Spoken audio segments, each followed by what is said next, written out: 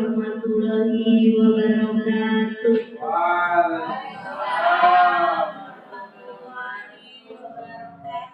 Alhamdulillah, alhamdulillahirobbilalamin, wa bihi nasta'in wa ala umuri dunya waddin. Wassalatu wassalamu ala asyrofil mursalin wa ala alihi wa sahbihi ajmain.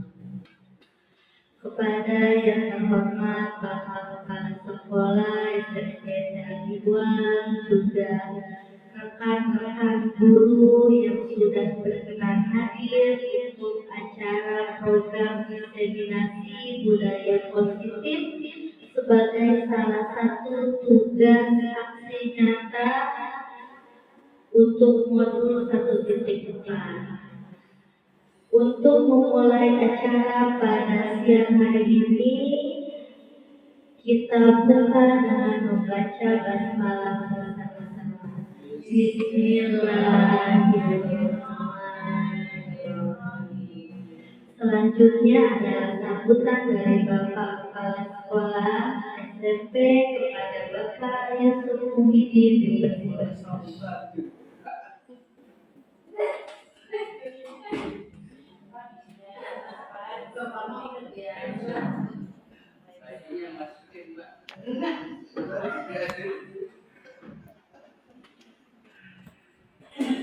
Assalamualaikum warahmatullahi wabarakatuh. Alhamdulillahirabbil alamin. Wassalatu wassalamu ala asyrofil anbiya'i wal mursalin sayyidina Muhammadin wa ala alihi washabbihi ajmain.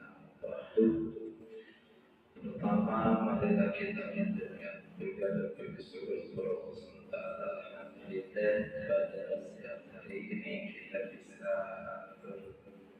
berkumpul dalam rangka yakni presentasi mengenai tentang budaya positif. Ya, ini adalah kewajiban daripada guru penggerak. Tentunya kami menghimbau kepada semua dewan guru untuk melaksanakan apa yang disampaikan nantinya, dan tentunya kami juga mengajak kepada saudara guru barangkali ada waktu dan juga kesempatan untuk bisa mengikuti calon guru penggeraknya. Dan ini sangat bagus sekali kalau saya perhatikan ketika kita mengikuti yaitu lomba layar yang dilaksanakan oleh guru penggerak. Tentunya ini untuk menambah pengetahuan dan wawasan kita. Dan alhamdulillah pada sore hari ini ada ilmu baru nih yang disampaikan oleh Bu Putri. Sekali lagi terima kasih kepada Bu Putri, dan tentunya ini untuk menunjang perkembangan daripada pembelajaran di SMP Ibuan. Demikian, assalamualaikum warahmatullahi wabarakatuh.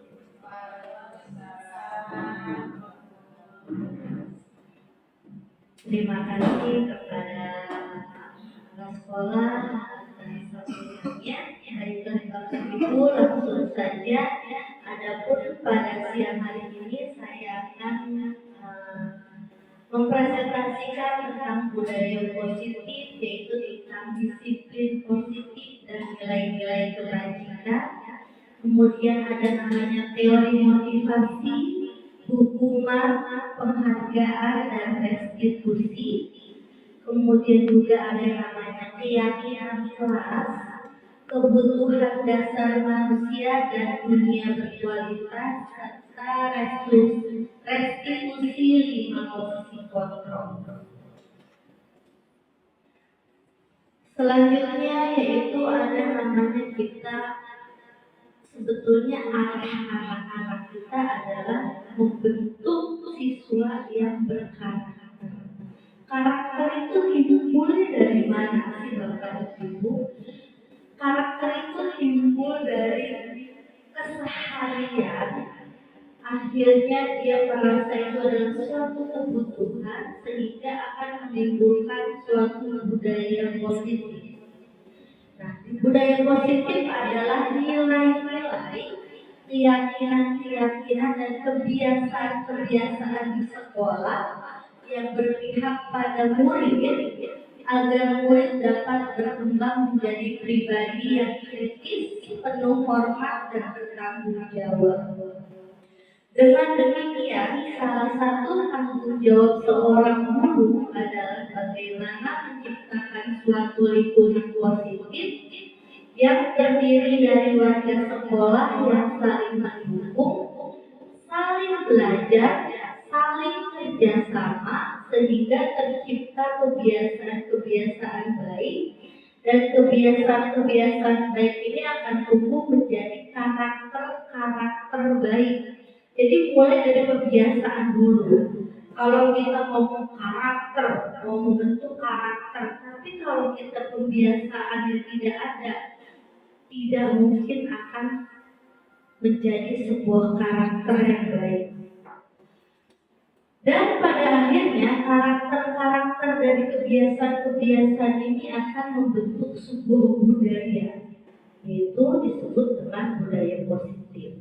Nah, mungkin di sini kita sudah sebenarnya sekolah kita kalau menurut saya hampir sudah 90% melaksanakan budaya positif. Salah satu contoh budaya positif yang kita lakukan adalah anak-anak melakukan 5S, salah satu contohnya.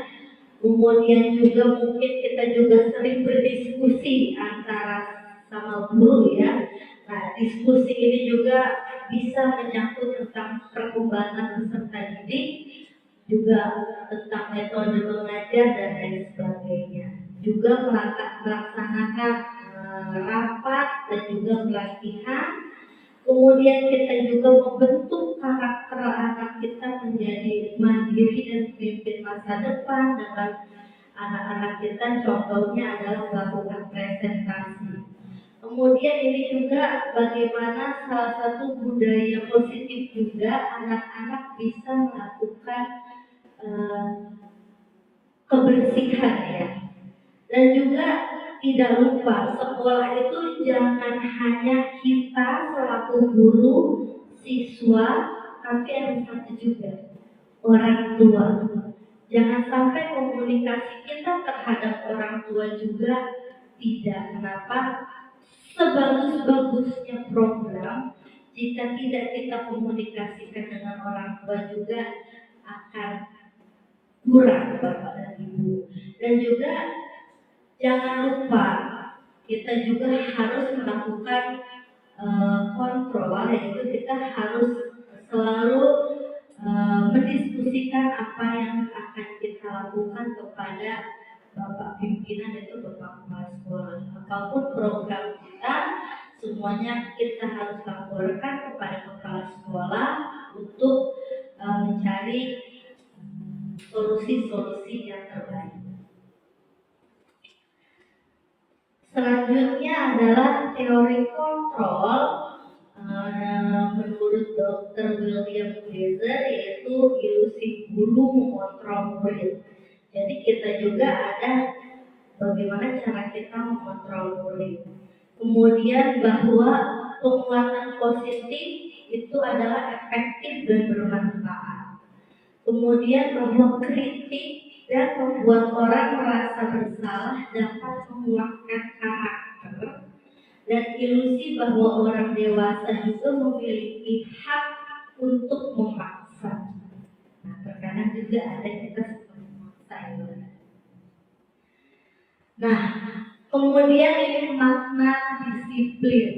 Nah, menurut Ki Hajar Dewantara, berdasarkan bukunya cetakan kelima tahun 2013, bahwa sesungguhnya disiplin itu bersifat dari diri kita sendiri, yaitu mewajibkan kita dengan sekeras-kerasnya, tetapi itu sama saja, sebab jika kita tidak melakukan disiplin kepada diri sendiri, penguasaan lain mendisiplinkan diri kita. Kalau kita tidak disiplin, maka bisa jadi orang yang mengontrol kita. Nah, di situ Ki Hajar Dewantara menyatakan bahwa untuk mencapai kemerdekaan atau dalam konteks pendidikan kita saat ini menciptakan murid yang merdeka, syarat utamanya adalah harus ada disiplin. Jadi kita jangan buru-buru merdeka. Kunci utamanya adalah disiplin. Disiplin diri dan memiliki motivasi. Motivasinya bukan dari eksternal, karena kepala sekolah harus datang jam 7 pagi gitu. Tapi itu adalah motivasi dari intrinsik. Saya harus datang jam 7 pagi. Yang pertama juga saya harus menyiapkan peserta didik kita. Sebagai contohnya seperti itu. Kemudian ada juga namanya nilai-nilai kebajikan, yaitu sifat-sifat positif manusia yang merupakan tujuan mulia yang ingin dicapai setiap individu. Salah satunya adalah nilai-nilai kebajikan yang ingin dicapai oleh setiap anak di Indonesia. Itu kita kenal dengan profil pelajar Pancasila. Jadi tujuan dari semua itu adalah membentuk peserta didik menjadi profil pelajar Pancasila, yaitu bertakwa kepada Tuhan Yang Maha Esa, berkebinekaan global, gotong royong, kreatif, bernalar kritis, serta mandiri. Jadi tujuan dari semuanya adalah untuk ke profil pelajar Pancasila ini. Kemudian ada namanya motivasi perilaku manusia. Jadi motivasi ini timbul kalau menurut Diagnos itu adalah ada 3 hal. Yang pertama adalah untuk menghindari ketidaknyamanan atau hukuman. Yang kedua adalah untuk mendapatkan imbalan atau penghargaan dari orang lain. Yang ketiga adalah untuk menjadi orang yang mereka inginkan dan menghargai diri sendiri dengan nilai-nilai yang mereka percaya. Nah, kaitannya yang ini. Untuk menghindari ketidaknyamanan atau hukuman. Nah, ini adalah tingkatan terendah dari motivasi perilaku manusia. Biasanya yang motivasi perilaku itu untuk menghindari hukuman atau ketidaknyamanan akan bertanya, apa yang terjadi ya kalau saya tidak melakukannya? Sebenarnya mereka sedang menghindari permasalahan yang mungkin muncul dan berpengaruh pada mereka secara fisik, psikologi maupun tidak terpenuhinya kebutuhan mereka. Bila mereka tidak melakukan tindakan tersebut, motivasi ini bersifat eksternal. Jadi ada kalau anak itu tidak males untuk dihukum, itu dia menghindari ketidaknyamanan atau hukuman. Jadi faktornya aku nggak mau dihukum. Jadi faktornya itu bukan dari diri sendiri, tapi karena adanya aturan.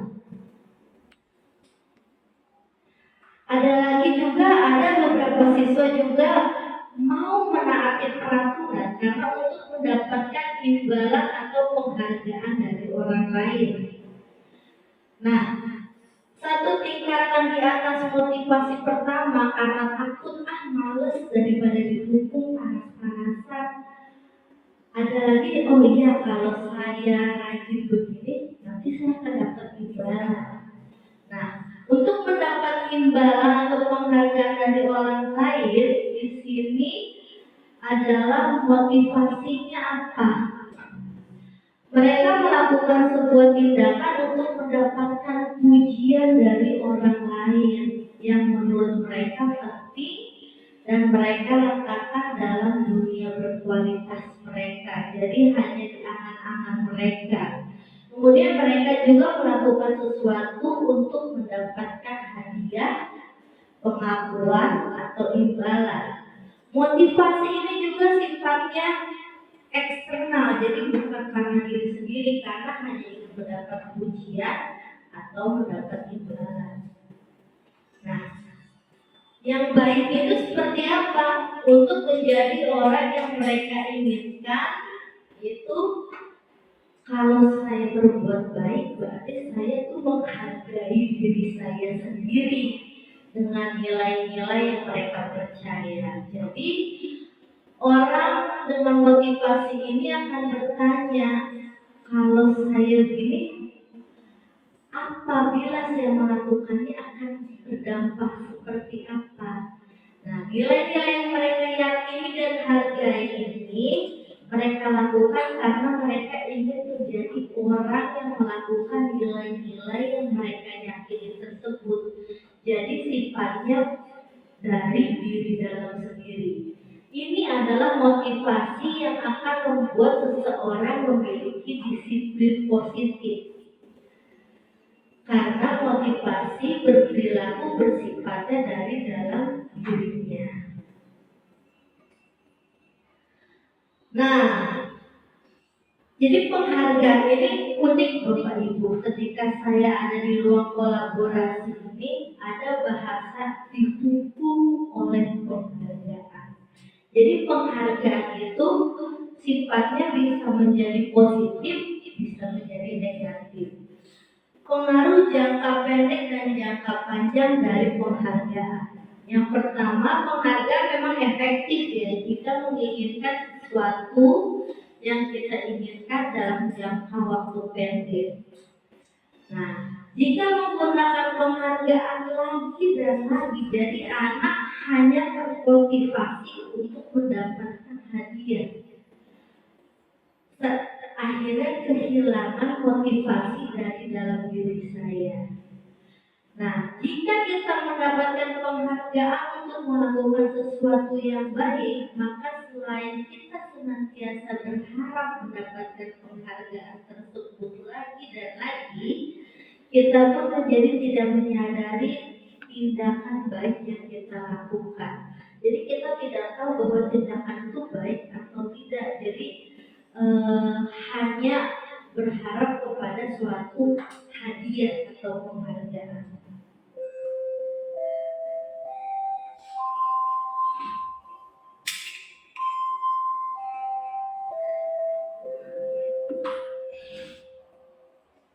Mohon perhatian. Bertanda pergantian jam pelajaran telah berbunyi. Kepada para siswa kasih.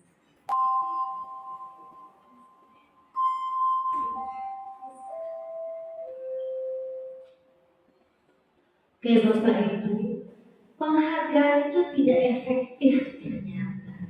Kenapa? Karena suatu penghargaan adalah suatu benda atau peristiwa yang diinginkan dibuat dengan persyaratan hanya jika Anda melakukan hal ini Anda akan mendapat hal ini.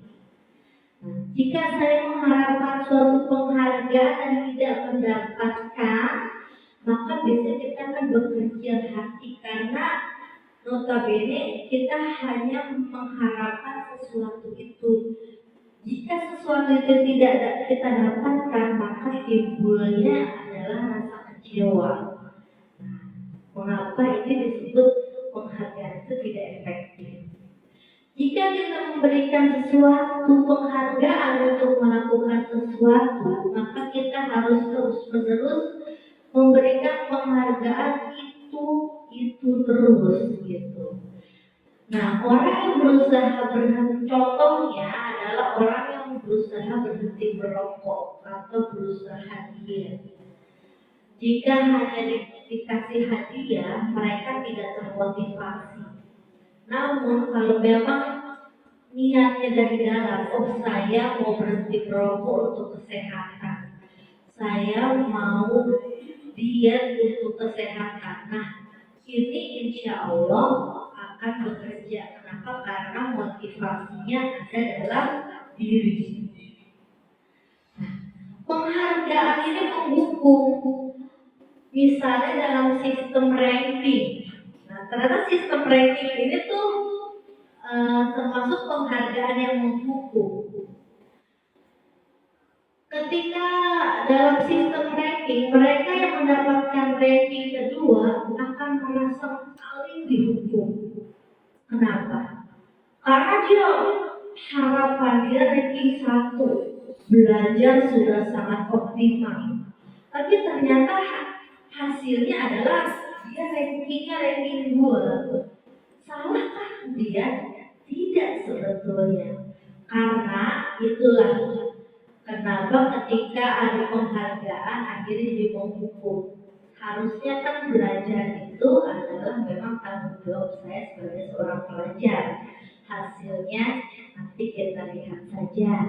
Nah, tapi kalau misalkan saya harus ranking 1 untuk mendapatkan penghargaan, ketika tidak mendapat, maka dia akan merasa paling dihukum, kecewa akhirnya gitu. Kemudian memberikan penghargaan dan hukuman adalah hal yang sama karena keduanya mencoba mengendalikan perilaku seseorang. Sebenarnya kalau kita memberikan penghargaan atau hukuman, sebenarnya kan ada sesuatu yang ingin kita tuju. Yang kita tuju anak jadi rajin belajar, yang kita tuju anak menjadi disiplin. Nah, seperti itu. Kemudian karena ada pada dasarnya tidak suka dikendalikan dalam jangka waktu yang lama, penghargaan akan terlihat sebagai hukuman. Akhirnya suka mungkin anak-anak kita begini, ya ranking satunya dia lagi, akhirnya menjadi bulan-bulanan siswa. Kemudian jika suatu penghargaan diharapkan namun Anda tidak mendapatkannya, Anda akan merasa sangat dihukum. Jadi kita kalau memberikan penghargaan jangan terlalu terus-menerus Bapak Ibu, sifatnya hanya sesekali, jangan sistem jangka panjang. Kemudian ini paling seru, hukuman, konsekuensi, dan restitusi. Nah, saya juga baru nemu Ibu, jujur kata-kata restitusi ini. Kalau hukuman itu kan bersifatnya tidak terencana, tiba-tiba. Anak-anak atau murid tidak tahu apa yang akan terjadi dan tidak dilibatkan. Hukuman itu bersifatnya satu arah, dari guru saja yang memberikan, dan murid hanya menerima suatu hukuman tanpa melalui suatu kesepakatan atau pengarahan dari pihak guru, baik sebelum atau sesudahnya. Hukuman yang diberikan bisa berupa fisik maupun psikis. Murid atau anak disakiti oleh suatu perbuatan atau kata-kata. Nah, jangan sampai ini terjadi Bapak Ibu. Terutama sebelum hukuman yang diberikan bisa berupa fisik maupun psikis, atau murid atau anak disakiti oleh suatu perbuatan atau kata-kata. Nah, jadi jangan sampai kita melakukan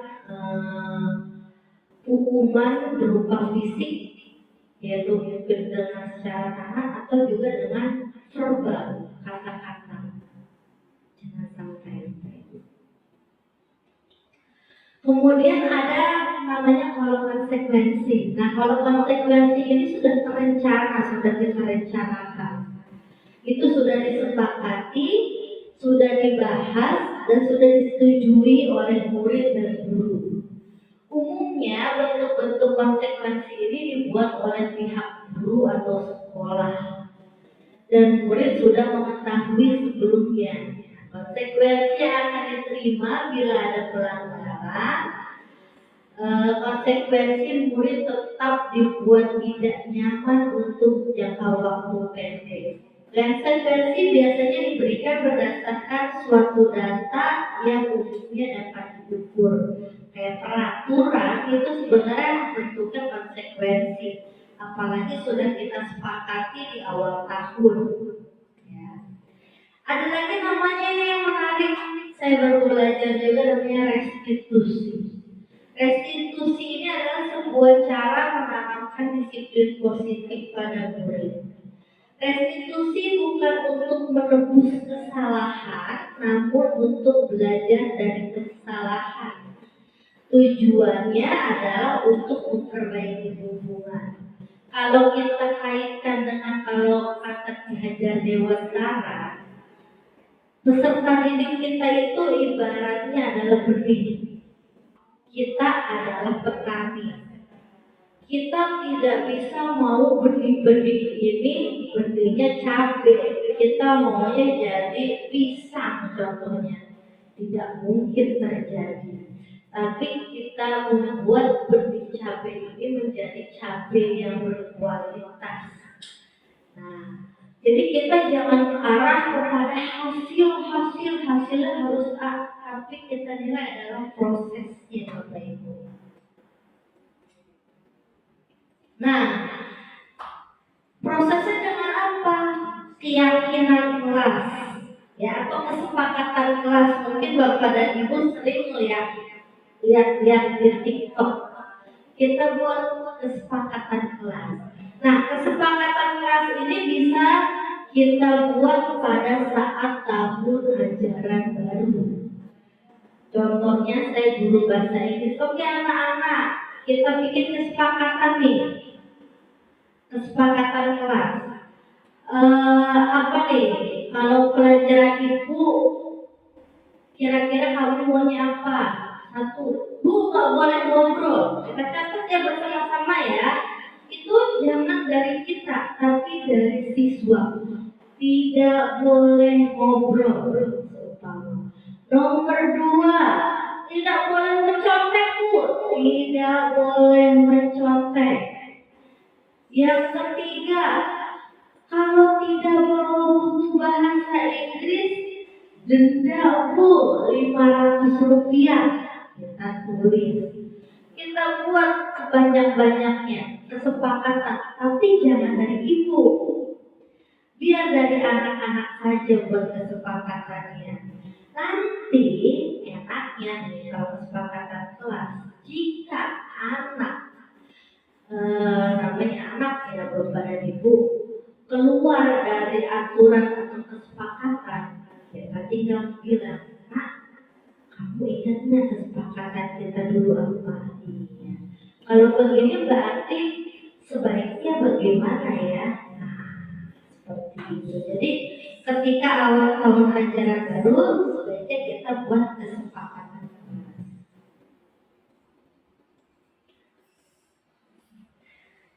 Kesepakatan kelas ini kita bisa membuat jadi dunia pendidikan kita berkualitas. Dunia berkualitas berada di dalam pikiran kita masing-masing. Jadi kualitas itu Bapak dan Ibu sendiri yang menentukan. Dengan memenuhi kebutuhan dasar manusia dengan terciptanya budaya positif di sekolah. Kemudian dalam restitusi ini ada 5 posisi kontrol. Bapak Ibu tuh bisa jadi seorang penghukum, bisa jadi seorang pembuat rasa bersalah, bisa menjadi teman, bisa jadi pemantau, juga bisa menjadi manajer. Nah, kalau Bapak dan Ibu jadi penghukum, ini ada kasus nih Bapak Ibu. Si Adi ini datang terlambat hadir di sekolah.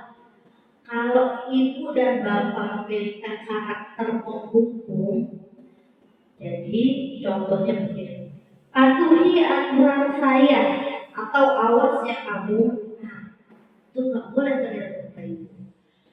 Kamu selalu aja salah. Selalu yang terakhir deh kamu selesai. Contohnya misalkan ada anak nih terlambat sholat, dia lagi. Nah, kalau itu guru penghukum dia, kamu lagi. Nah, Itu sebaiknya dihindari oleh para ibu ya. Karena guru seperti ini senantiasa percaya hanya ada satu cara agar pembelajaran bisa berhasil, itu dengan caranya dia. Nah, hasilnya apa nih kalau kita menjadi seorang guru penghukum? Kemungkinan murid marah dan berdendam, cuma nggak dikeluarkan aja, dan bersifat agresif. Bisa jadi sesudah kembali duduk, murid tersebut akan mencoret-coret bukunya atau meja tulisnya. Lebih buruk lagi, pulang sekolah murid bisa saja mengempeskan ban motor kita, ya. Dan itu adalah hal yang terjadi kalau kita menjadi seorang guru yang menghukum. Ada lagi kalau kita sebagai guru membuat rasa bersalah. Sama nih kasusnya, si Adi terlambat hadir di sekolah, tapi kita membuat si anak ini jadi merasa bersalah dengan apa yang dia lakukan. Contohnya dengan kata-kata ini, ibu sangat kecewa sekali deh dengan kamu. Kok kamu begitu terus sih? Berapa kali coba ibu harus kasih tahu kamu. Nah, ini ada tipsnya Bapak Ibu. Menggunakan keheningan yang membuat orang lain merasa tidak nyaman, bersalah atau rendah diri. Nah, kita kata-kata yang keluar dari kita harus lembut. Nah, sebenarnya kalau menurut saya konteksnya hampir sama dengan penghukum, cuma bedanya di nada suara. Jadi kita main emosi. Kalau untuk membuat rasa bersalah, ibu kecewa deh sama kamu. Kok kamu gitu terus deh? Coba kalau orang tua kamu tahu kamu begini gimana? Sedih nggak orang tua kamu? Jadi di sini kita memainkan segi psikologis anak. Nah, hasilnya apa yang didapat? Murid akan merasa bersalah. Kasihan banget guru saya ya. Bersalah telah mengecewakan ibu atau bapak gurunya. Murid akan merasa menjadi orang yang gagal dan tidak sanggup membahagiakan orang lain. Kadang-kala sikap seperti ini lebih berbahaya dari sikap menghukum, karena emosi akan tertanam rapat di dalam murid menahan perasaannya. Tidak seperti murid dengan guru penghukum, murid ini bisa saja melupakan amarahnya walaupun dengan cara negatif. Murid tertekan seperti inilah yang tiba-tiba meletus amarahnya dan bisa menyakiti diri sendiri atau orang lain. Nanti kita main emosinya jangan terlalu strong ya, kita mulai dari yang lembut aja. Kemudian kita juga bisa menjadi teman Bapak dan Ibu. Contohnya, indikatornya begini. Tetap berupaya mengontrol murid melalui persuasi. Posisi teman pada guru bisa, kekurangannya bisa menjadi negatif. Posisi di sini berupa hubungan baik yang terjalin antara guru dan murid.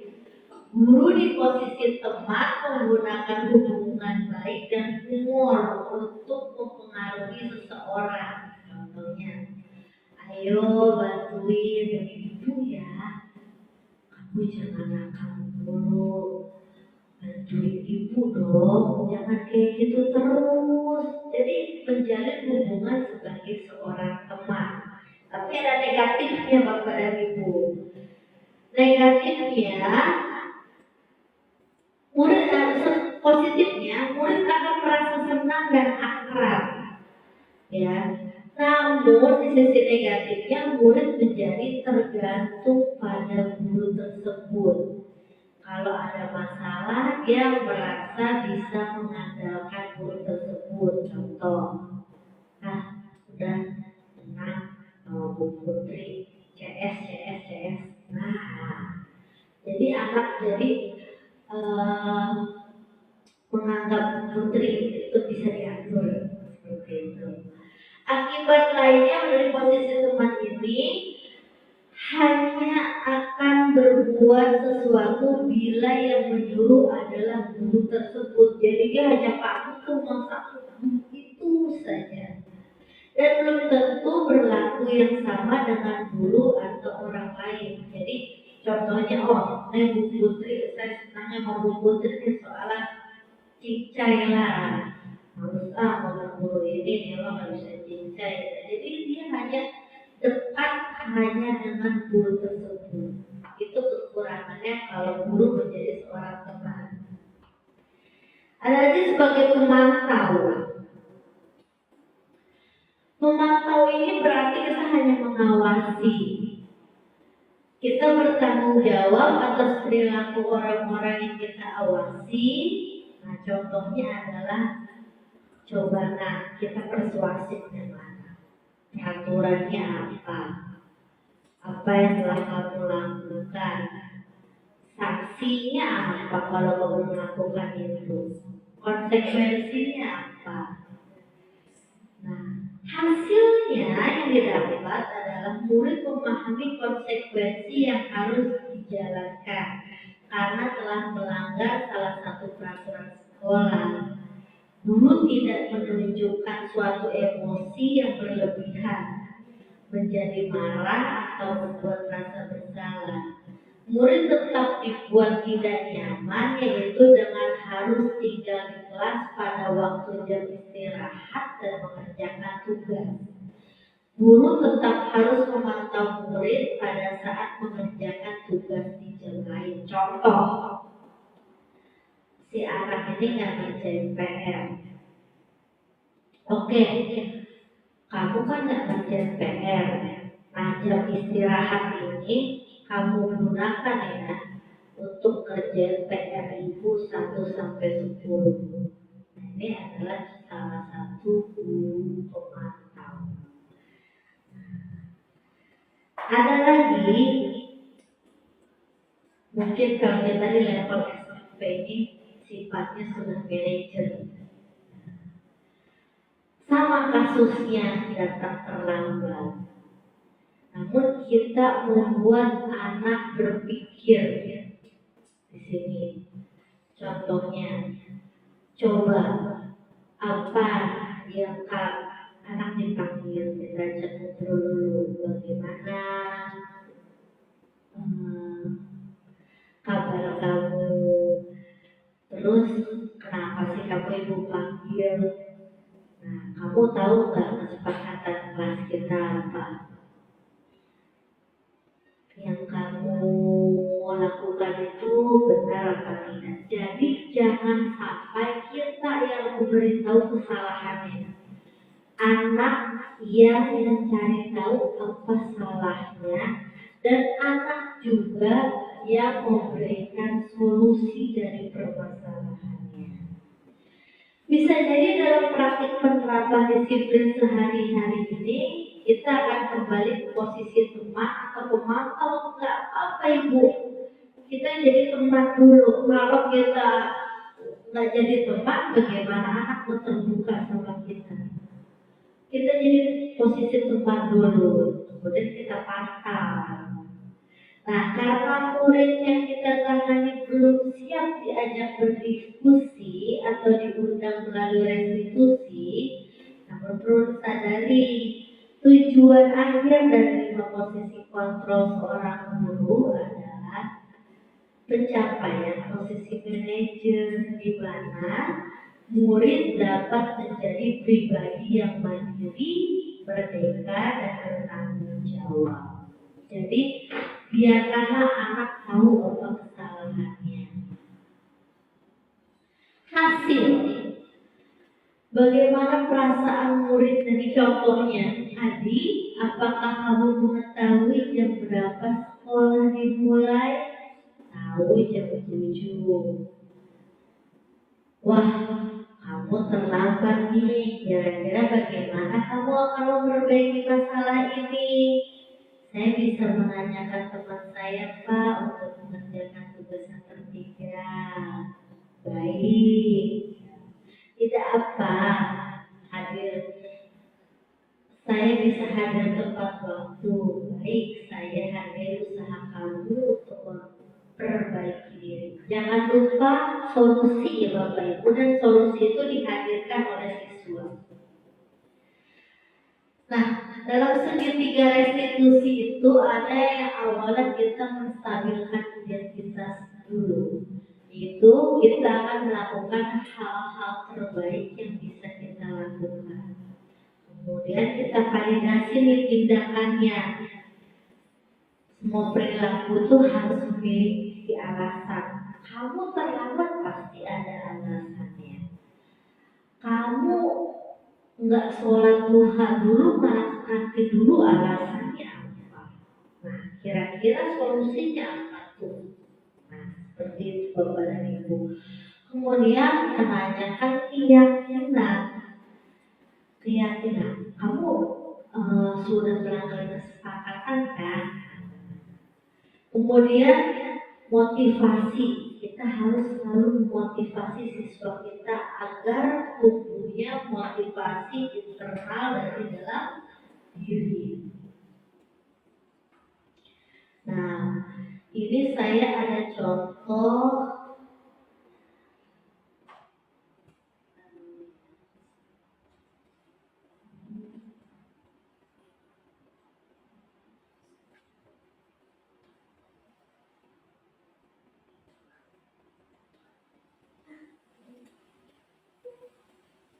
ini adalah contoh implementasi segitiga restitusi saat anak melakukan permasalahan.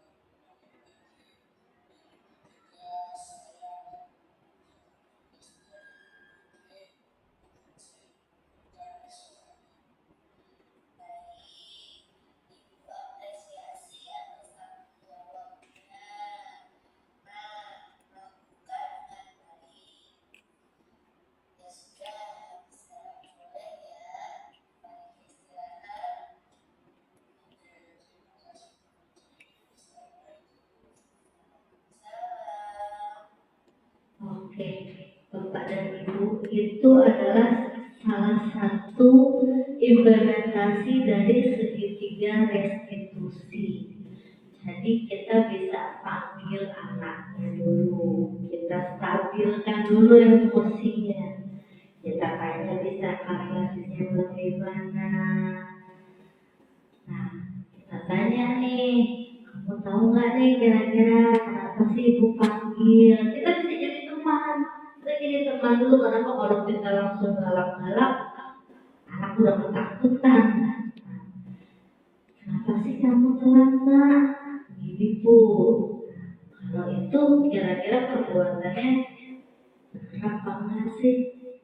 Kurang bu. Kalau kurang, nanti sebaiknya kayak gimana ya? Kayaknya harusnya tidur ini dan bu. Jadi kita jangan sampai terlalu menghakimi anak ya Bapak Ibu.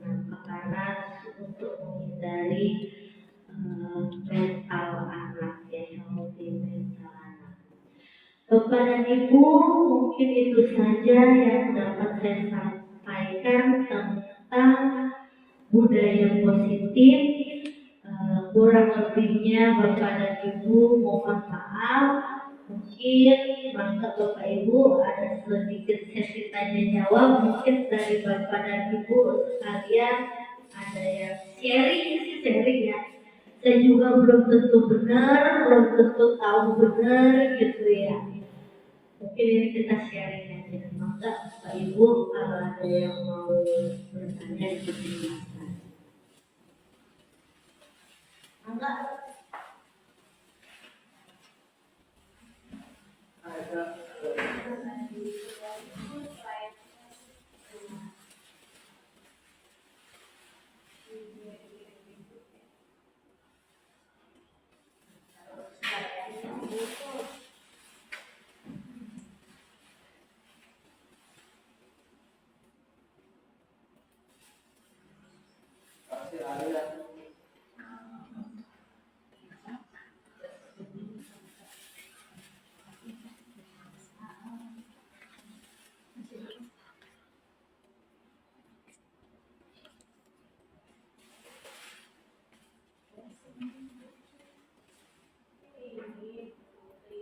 Iya Bu.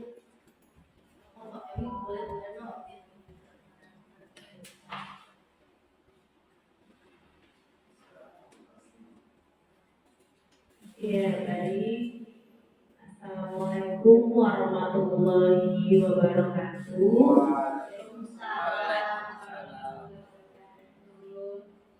Ya, saya Retno Utami,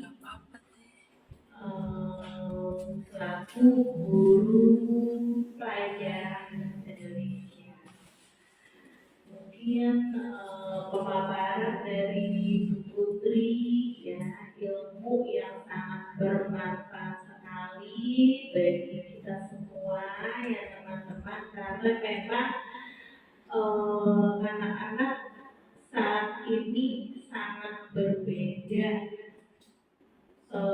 dari yang tadi telah dipaparkan ya oleh Bu Putri. Jadi kita harus menjadi teman, tapi di situ juga ada nilai ketegasannya. Nah, mungkin yang saya tanyakan Bu Putri ya, tadi ketika membuat kesepakatan, di situ kesepakatan kelas tersebut ini dari wali kelas atau guru pelajaran atau bagaimana? Karena memang karena kita juga baru tahu ya ilmunya ini alhamdulillah dari Bu Putri. Jadi untuk langkah awalnya itu seperti apa, mohon dijelaskan kembali. Terima kasih. Siap, terima kasih Bu Retno. Betul. Untuk kesepakatan kelas ini kayaknya implementasinya di sekolah kita ya langsung aja. Mungkin kalau untuk level SD itu bisa dari wali kelas. Tapi kalau untuk level SMP dan SMA, kesepakatan itu kita punya berbagai macam. Kalau misalkan kesepakatan antara sekolah, itu kan kesepakatan sekolah untuk peraturan sekolah. Namun ketika kita menjadi wali kelas, kita juga punya. Contohnya Bu Eno wali kelas kelas 71. Bu Eno tetap membuat kesepakatan kelas bersama dengan anak-anak Bu Eno di kelas 71. Kemudian selaku Bu Retno sebagai guru bahasa Indonesia, berarti kesepakatan yang Bu Eno buat adalah dari setiap kelas yang Bu Eno ajar. Contoh Bu Eno ngajar di kelas 7 sampai 9. Berarti setiap kelas kita bikin kesepakatan. Nah, jadi kalau misalkan ada anak melanggar, ini kan bukan suatu paksaan, namun kesepakatan yang sudah kita kesepakati. Berarti kamu tidak melaksanakan apa yang sudah hal-hal yang sudah kita sepakati. Jadi seperti itu. Untuk hasil Bapak Ibu, kita tidak bisa mengubah kodrat. Kalau kata Kiai Jatiwantara, kita tidak bisa mengubah kodrat anak. Kita tidak bisa mengubah kodrat anak. Maka ada istilah, kalau zaman dulu katanya anak terlahir itu bagaikan kertas putih. Tapi ternyata ada teori-teori lain yang sesuai perkembangan zaman mengatakan bahwa setiap anak sudah punya garis-garisnya. Nah, garis-garis ini yang perlu kita tebalkan. Kalau garisnya lumayan tebal ke arah negatif, jangan kita sampai tebalin dah. Kita kis yang negatifnya. Karena kan itu memang udah kodratnya ternyata. Itu bawaan lahirnya.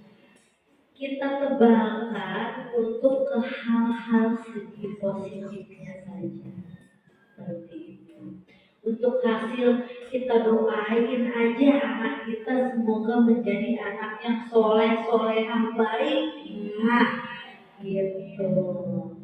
Maka Bapak Ibu mungkin ada lagi pertanyaan dari Bapak dan Ibu, dipersilakan. Boleh.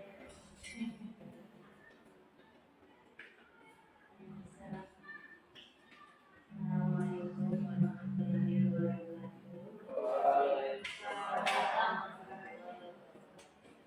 Saya Bu Hana, saya wali kelas 81 dan mengajar bahasa Sunda. Yang saya tanyakan adalah begini,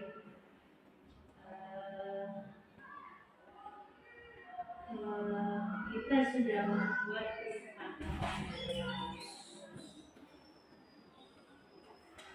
tapi anak itu melanggar terus sampai pada akhirnya mungkin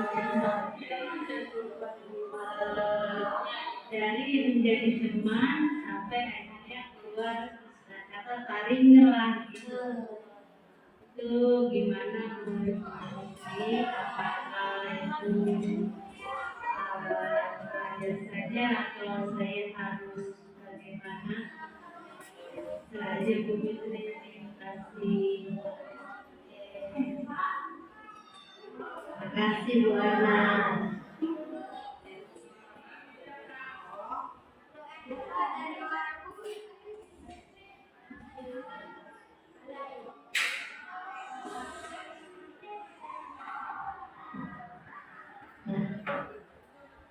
Bu, saya udah mulai pendekatan dari jadi teman, akhirnya jadi pemantau, udah jadi manajer.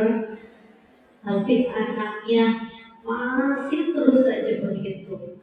Terus Bu, kita memakai pasi Bu, nggak berhenti kita memakai pasi dah. Terus kita memakai pasi terus, kita doain terus gitu ya.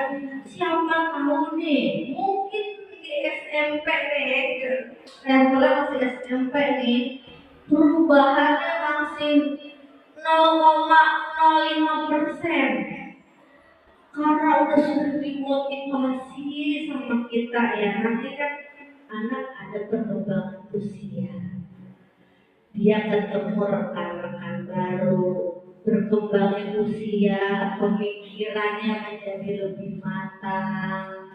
Nah, nanti juga anak insya Allah kita doain aja dan menjadi anaknya baik seperti itu. Karena memang kita tidak bisa merubah kodrat manusia. Kalau kata Ki Hajar Dewantara udah membawa kodratnya masih.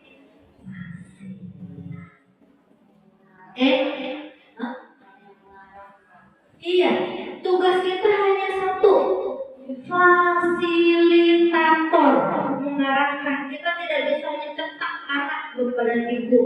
Kalau mau mencetak anak, ya Allah, saya mau mencetak anak menjadi anak yang gigi unggul, bagus ini. Itu harapan, semoga Allah ijabah ya. Tapi kan semua memiliki kodratnya masing-masing. Kayak tanaman aja sama-sama, tanamannya tanaman cabai ya. Tapi beda-beda. Ada yang kurus, ada yang gemuk, ada yang macam-macam, ada yang pedas, ada yang enggak. Begitu juga siswa kita, karakteristiknya beraneka ragam. Pokoknya tugas kita selalu memotivasi anak, memberikan hal yang terbaik kepada anak. Untuk hasil selalu kita doakan jadi yang terbaik. Gitu. Amin ya Bapak Ibu ya.